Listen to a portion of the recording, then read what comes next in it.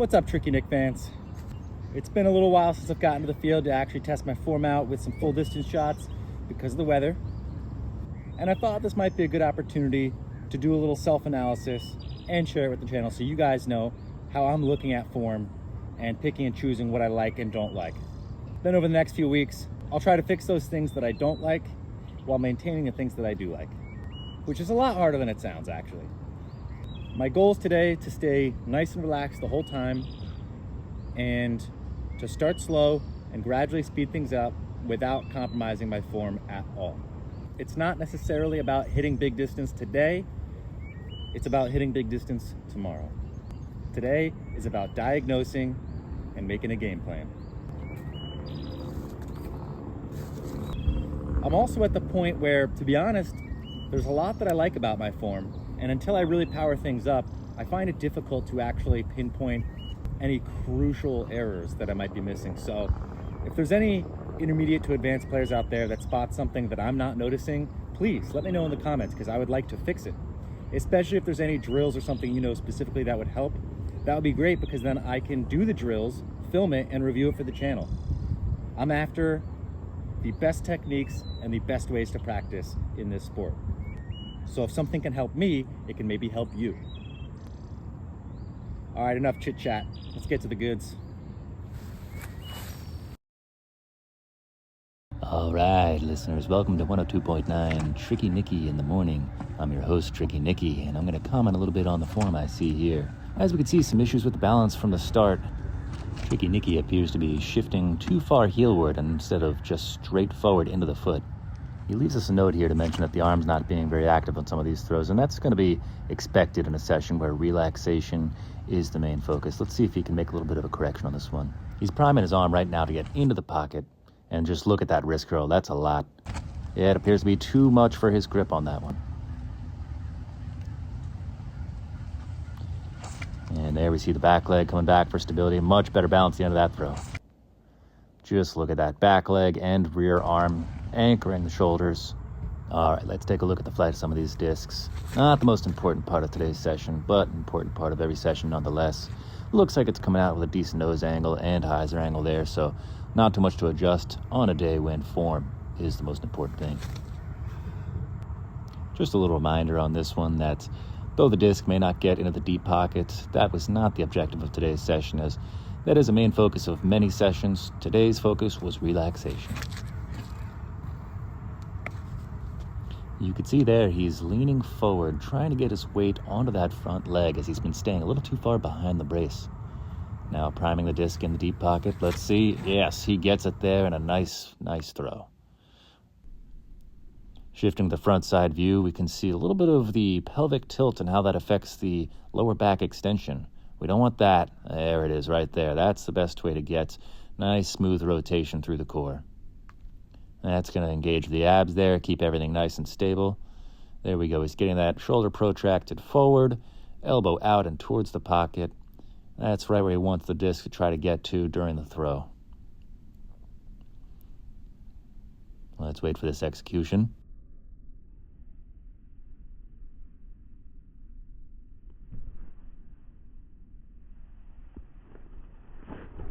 And beautifully done. Let's see it one more time here. Elbow drives forward. Clean release. A little bit too much back extension there at the beginning, but looks like he's fixed it. It's rounded out. Here comes the arm. Oh yeah, look at that.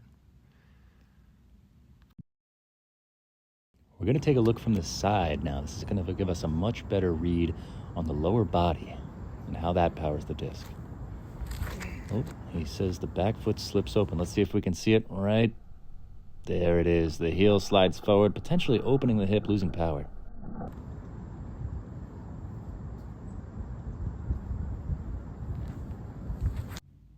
Ooh, in a comparison with Paul Macbeth, a little hubristic, but let's see what we have here. Well, I gotta say, I like a lot of things about this throw. For one, he's got a nice pocket position here.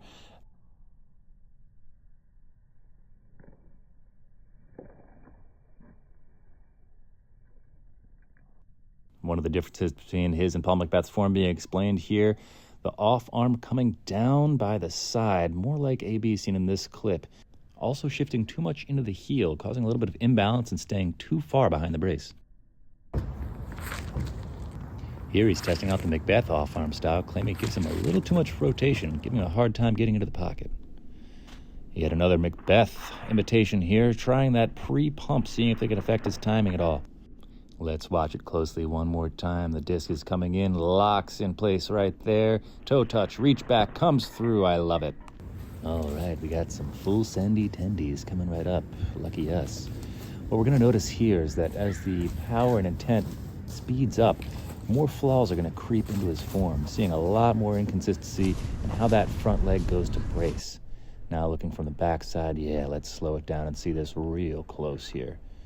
Front leg gets nice and stiff, extends on that one, really stopping his momentum. One more time, let's see it. Weight shifts all the way forward, that looks better, and a nice, solid, balanced finish. That's what we want to see.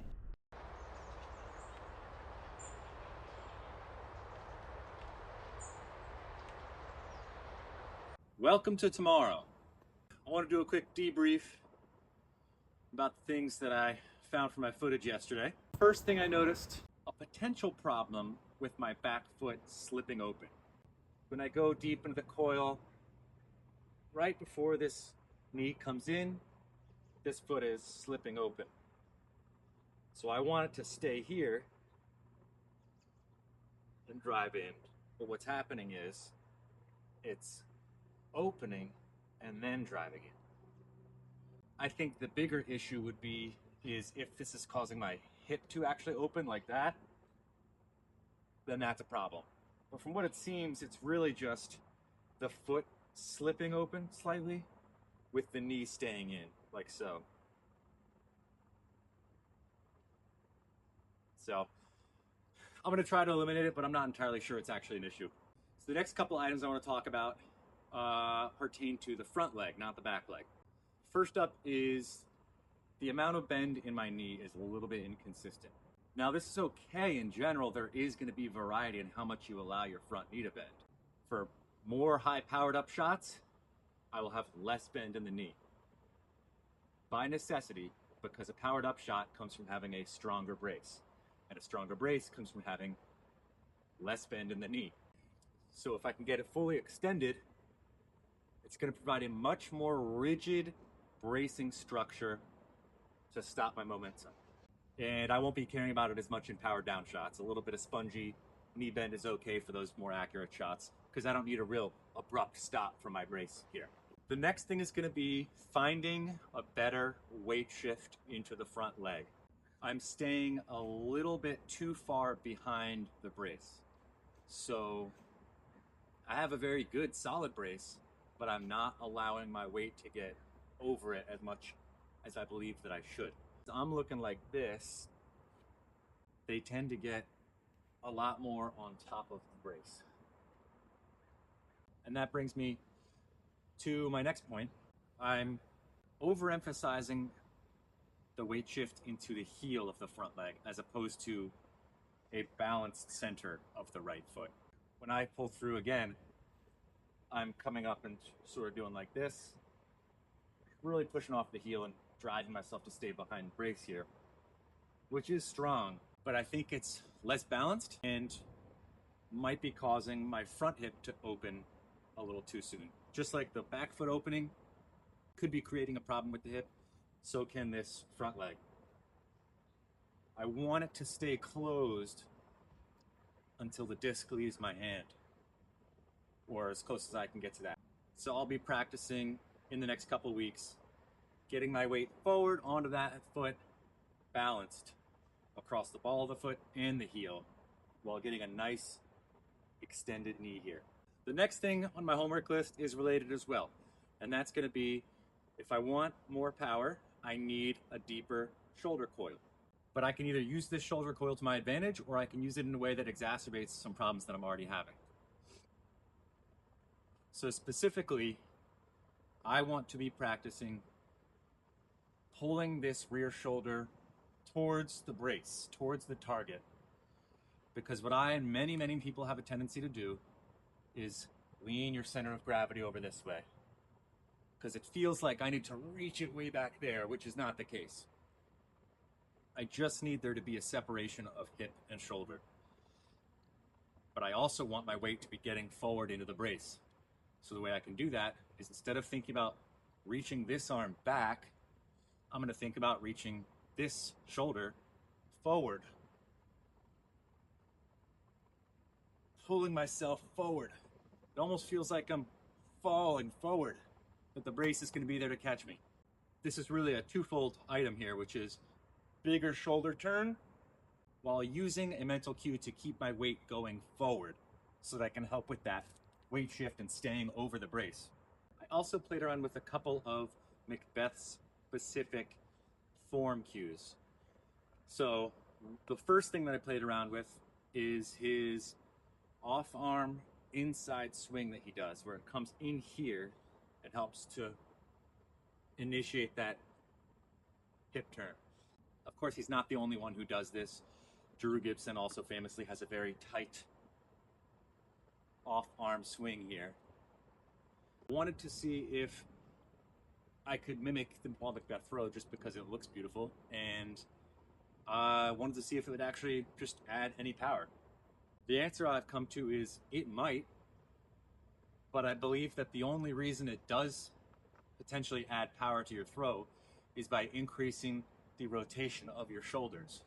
Because I'm driving this one forward, bringing the arm forward de-weights this shoulder so that it can spin faster. But I don't necessarily want this shoulder to come through faster, because that is going to pinch off my pocket faster as well. If you have really fast shoulder rotation, you also have to have really fast arm abduction so that the disc beats the shoulder into the pocket. You'll notice with Macbeth's form, he actually doesn't. In a lot of Macbeth's throws, you'll see the disc comes in right to the shoulder here and not much deeper. Now, this is fine for Paul Macbeth because he's Paul Macbeth. But for most people who try to mimic his form, they end up just bumping their shoulder or not getting it even in this far, and they just pinch off the angle like so. That's not good. I have seen much more success with an Anthony Barella style of arm coming down the side of the leg and pushing back. AB brings the hand behind him, pins it down by his side, and then brings it back, along with the movement of this rear leg back, because both act as a counterweight and an anchor against rotation. By actively slowing the rotation down, this arm can get deeper into the pocket. This is something I originally learned from Nick Crush and started doing once I started following his videos, and it's had great results for me. So what I found in my testing yesterday is the Paul Macbeth thing, I can get it to work, and I actually really like the way it looks. Who doesn't? But it's much trickier with the timing of things because the shoulder starts to get away of the disc coming through to get into the pocket. I tried it. I'm going to go back to just doing it this way. And the last thing is the Paul Macbeth pre-pump timing mechanism with the throwing arm, where as the back leg comes through for the X, the disc pumps forward. So this little pre-pump here actually seems to have made my timing better by delaying the reach back, which is the whole point of a pre-pump. By getting the disc forward, now at this point, this becomes the place where, as you've probably heard or noticed yourself, the disc is going to stay in place as I walk around the disc. This cue doesn't work for everybody. I don't use it myself, but I've noticed with proper timing, the disc does stay in one place until the reach back is finished and it starts to come through. So for me, instead of X-stepping and locking the disc here, which leads to me hitting max reach back a little earlier,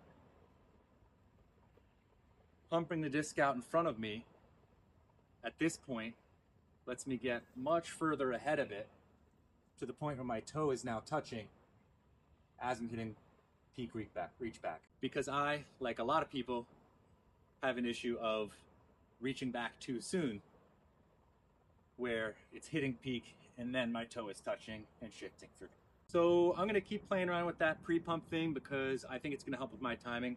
I was inspired to play around with some things to help my timing out after watching Paul Macbeth do that latest interview on Jomez. And God, you know, for one of the best players of all time, and in a world where all players are always grinding on something, trying to get something better, perfected, it seems the answer for Paul Macbeth is pretty much always, throughout his career, timing. Timing is the thing that either makes or breaks his good performances and poor performances. So, and he even said, like, oh, I was out working on that the other day. Like, he's still always working on timing. So I don't think we can overvalue timing, and I don't think I've been valuing timing enough. It might be one of the things that's preventing me from breaking through my plateau currently. So yeah, definitely I'm going to be playing with the pre-pump and taking a look at my timing and making sure that I'm hitting that peak reach back right at or just after my toe is touching the ground.